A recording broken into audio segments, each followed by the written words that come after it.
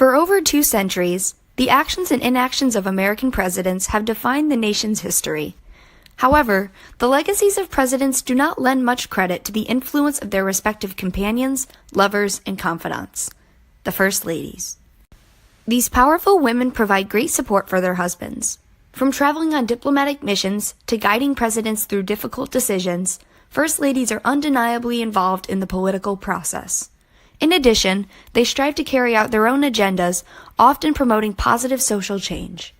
In particular, the First Ladies of the 1960s, Jacqueline Kennedy, Lady Bird Johnson, and Pat Nixon, helped to bring attention to the significance of their role to the country.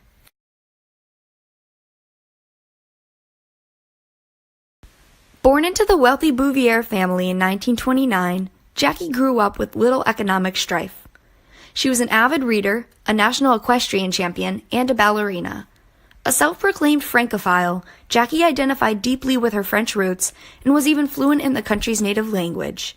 This area of expertise would later come to define her diplomatic legacy as First Lady. Her passion for city life drew her to George Washington University, from which she graduated in 1951 with a Bachelor of Arts degree in French literature. Upon entering the work field, Jackie was hired to write for the Washington Times-Herald. She covered political stories, such as the inauguration of President Eisenhower and Senator Nixon's involvement in the House Un-American Activities Committee. The paths of Jacqueline Bouvier and then Congressman John F. Kennedy crossed while they were pursuing their respective careers in Washington, D.C. The pair quickly grew close, bonding over their shared passions for classical literature, European history, and politics. On September 12, 1953, they were married in Newport, Rhode Island. As JFK's political influence grew, Jackie was forced further and further into the spotlight. Her husband became a Massachusetts senator in 1952, was close to becoming a vice presidential nominee in 1956, and in 1960 became a presidential nominee. When JFK began campaigning, Jackie was active in the process, traveling across the country with him, as well as having her picture taken frequently. When she discovered that she was pregnant with their second child midway through the campaign, Jackie opted to stay home, but continued her involvement in JFK's political crusade. From responding to his mail, to filming advertisements, and even to writing a column titled Campaign Wife in the newspaper, Jackie foreshadowed her great involvement during her husband's presidency. John F. Kennedy won the presidential election of 1960 and was inaugurated on January 20, 1961. Jackie enthusiastically assumed her duties as First Lady. Her first goal was to renovate the White House. The building, she believed, should be a symbol of American grandeur and a source of pride. Through restoration and preservation, she did just this. Jackie began by hiring the first White House curator, as well as individuals to purchase artwork, furniture, and political antiques to embellish the building. To cover the financial aspect of this major undertaking, she also established the Fine Arts Committee, which collected donations. The White House was effectively transformed into a symbol of cultural leadership. On CBS, Jackie gave an exclusive tour of the renovated White House. 80 million viewers tuned into the show, demonstrating both her popularity and ability to rally the nation through patriotism. At only 31 years old, the First Lady's youth and beauty entranced the nation, promoting a sense of hope and energy. To maintain morale, Jackie Kennedy became famous for her dinner parties. Guests included the likes of artists, diplomats, and scientists who highlighted American accomplishments. When she was tasked with hosting serious get-togethers with world leaders, Jackie did not disappoint. Her eye for detail was highlighted by elegant place cards and menus, aromatic candles, and high-quality meals, all specifically catered to please her guests. With his wife by his side, JFK became a well-respected political force. In 1961, the President and the First Lady flew to meet with the President of France. Here, Jackie's natural diplomatic competence was truly illustrated. Charles de Gaulle, the leader of France, was captivated by Jackie's intelligence and sophistication. Her love of French history opened many doors for French aid to America. When the Kennedys arrived in Paris, the First Lady was met with a motorcade and over 1 million citizens cheering her name. JFK later stated that, "I am the man who accompanied Jacqueline Kennedy to Paris, and I have enjoyed it." Working as a team, John handling intense political affairs and Jackie paving the way for positive international relations, was successful. As First Lady, Jackie Kennedy also provided moral support for her husband when handling troubling decisions. For example, when the president abandoned the Kennedy motto, "Kennedys never cry," after the failed Bay of Pigs invasion in 1961, Jackie rebuilt his confidence. In doing so, she stabilized the leadership of the government. After the assassination of JFK in 1963, Jacqueline Kennedy was left widowed at the age of 34. Although she was in mourning, she planned a very public, grand funeral for her husband to honor his title as president, including lighting the eternal flame at his gravesite. In the years and decades after the assassination, Jackie paid tribute to his legacy and continued beautifying cities. She established the JFK Presidential Library and Museum in Boston.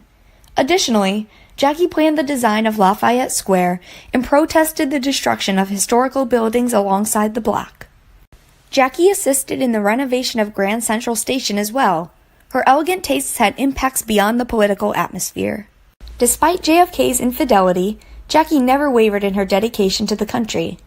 She continued to promote beneficial relations with other nations and maintained high standards for the White House. Her iconic fashion style, styled hair, sunglasses, gloves, and tiny hats, made her an international celebrity. Coupled with her beauty, she brought the role of First Lady to the attention of the media, paving the way for future spouses of presidents to spark change.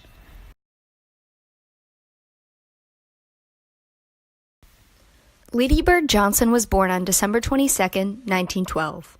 Although her real name is Claudia Alta Taylor, she was nicknamed Lady Bird at a young age. She was raised in Texas and, similar to Jackie Kennedy, faced few financial difficulties. Her father was a businessman, which sparked her interest in communication studies. In 1934, she graduated from the University of Texas at Austin with bachelor degrees in both journalism and history. This same year, Lady Bird met Lyndon B. Johnson. The future president was then a congressional secretary. Instantly smitten, they were married only months later. Politically adept and very organized, Lady Bird assisted in LBJ's rise to success. When her husband was in the Navy, the future First Lady helped to run his congressional office. In 1955, LBJ, who was then Majority Leader of the Senate, had a heart attack. Lady Bird monitored his staff while he was on leave. LBJ later stated that voters would happily have elected her over me. Lady Bird's years as Second Lady during the Kennedy administration prepared her for her later role of First Lady.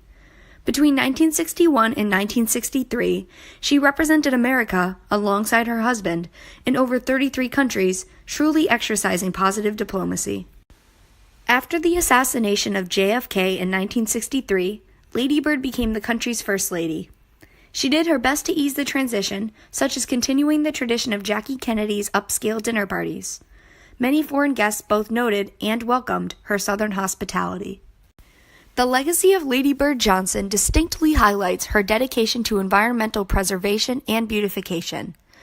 Inspired by fellow activists at her monthly Women Doers luncheons, she led mass flower plantings around D.C. through the First Lady's Commission for a More Beautiful Capital. Within 4 years, the commission had planted over 2 million daffodils. Lady Bird took this local success and channeled it into a national planting program, which sought to promote beautification in one's hometown. The First Lady thus set attainable environmental goals for the average American. Lady Bird further promoted ecological advocacy at a legislative level. The Highway Beautification Act, passed in 1965, was nicknamed Lady Bird's Bill because she worked tirelessly to promote its ratification. This set of laws protected the air quality, limited the number of billboards on highways, enforced littering, and slowed the growth of junkyards. She also left her own nature-oriented stamps on the White House, such as building the captivating children's garden on the South Lawn and hosting state dinners in the Rose Garden. At a beautification luncheon in 1965, Lady Bird declared that, "Our peace of mind, our emotions, our spirit, even our souls, are conditioned by what our eyes see." Even after her term as First Lady, Lady Bird Johnson continued to mobilize the nation for environmental preservation. In 1982, she founded the National Wildflower Research Center. This nonprofit sought to educate the public about native plants and the importance of their protection and reestablishment. Beginning as an association of merely 1,000 local members, the research center now connects wildlife enthusiasts across the country. Upon being asked why she began the organization, Lady Bird responded, "It was my way of repaying some of the debt for the delight and sustenance nature has given me all my life." The First Lady addressed issues other than the environment as well. The Head Start program, a federally funded Great Society project that targets low-income families, is attributed to Lady Bird's efforts. Launched under LBJ in 1965, the program aimed to provide underprivileged children with an early education and to support their parents through health-related aid. As chairwoman of Head Start, Lady Bird assisted in the passage of its $96 million budget. In doing so, she laid the groundwork for a successful government program that still assists financially struggling families today. When LBJ's second term ended in 1969, he and Lady Bird retired to a farm in Texas. She then dedicated herself to commemorating his life, founding institutions such as the Lyndon Baines Johnson Library and Museum, especially after his death in 1973. Lady Bird Johnson did not have nearly the celebrity status of Jackie Kennedy. Regardless, she left her own bold mark on the country. Were it not for her compelling environmental initiatives, the sustainability movement would not have gained as much credibility, and her leadership within the Head Start program continues to support low-income households in the spirit of LBJ's War on Poverty.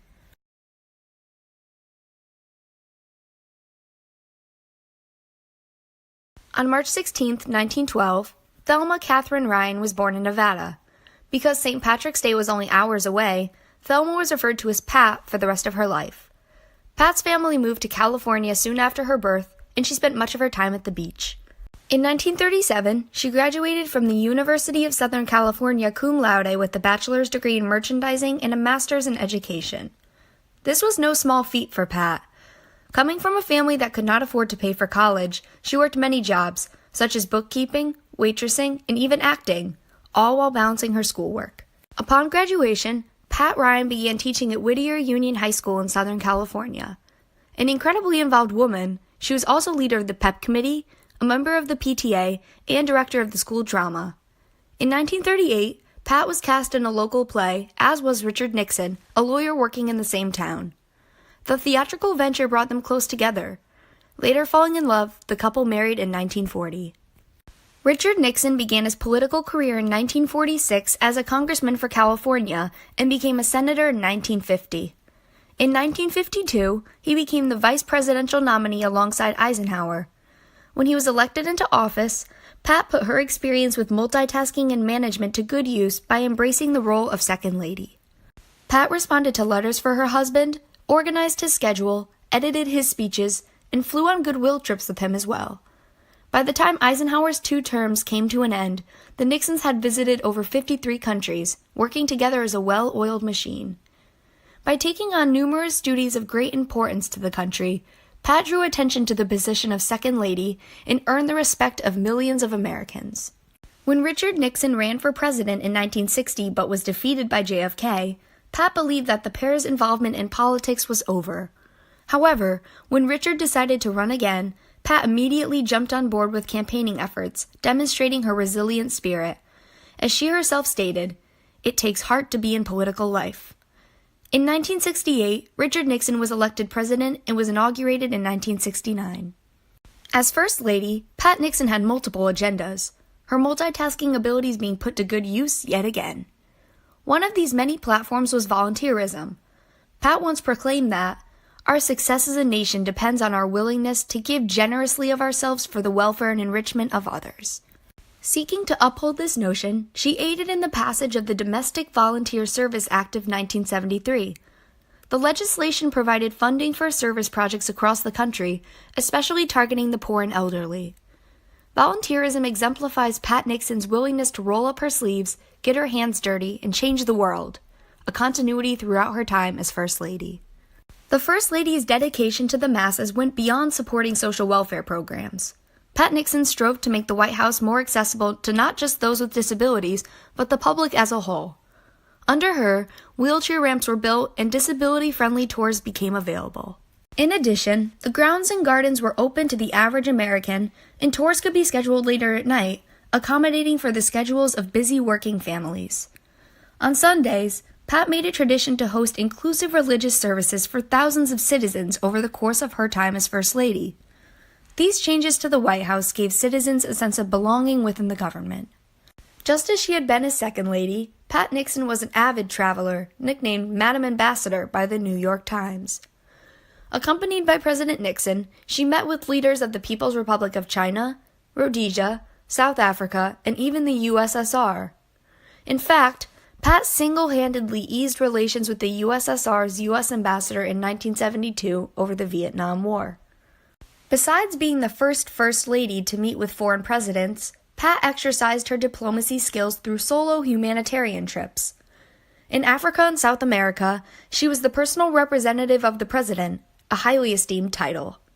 When a devastating earthquake struck Peru, Pat immediately flew down, helping to deliver and distribute supplies. Her selflessness and generosity left a favorable impression upon foreign countries. Pat Nixon also partook in the modern feminist movement, promoting its forward-thinking values.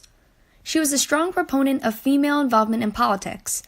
Regardless of political party, the First Lady encouraged women to run for office, congressional in particular. A vocal supporter of the Equal Rights Amendment and the pro-choice movement, Pat also advocated for the nomination of a female justice to the Supreme Court. Ever conscious of the drastic patriarchy in many foreign countries, when on diplomatic trips abroad, Pat would negotiate for the presence of women at political events and urge them to press for their equality. By endorsing feminism, the First Lady spread the progressive American ideal of tolerance to other cultures. When President Nixon resigned in 1974 because of the Watergate scandal, Pat remained by his side, resilient and dedicated. However, this much was expected. She had never been one to shy away from hardship. Pat Nixon's fierce work ethic, passion for serving others, and defiance of barriers made her a distinguished First Lady. President of the United States is widely regarded as one of the most difficult jobs in the country, if not the world. The same could be said about First Lady, yet the position is often undervalued. During the 1960s especially, the women who took on this crucial role redefined what being the wife of the president meant. The First Ladies of this decade were the silent backbone of the nation, providing both moral and intellectual support for the president. When driven into the public eye, these bright women did not shy away from the limelight. They instead embraced it as an opportunity to reinforce change. The 1960s was a tumultuous period in U.S. history, and the First Ladies undoubtedly helped to shape its legacy. By exuding American values, such as altruism and ambition, Jacqueline Kennedy, Lady Bird Johnson, and Pat Nixon set a political mood that reflected upon the lives of everyday citizens.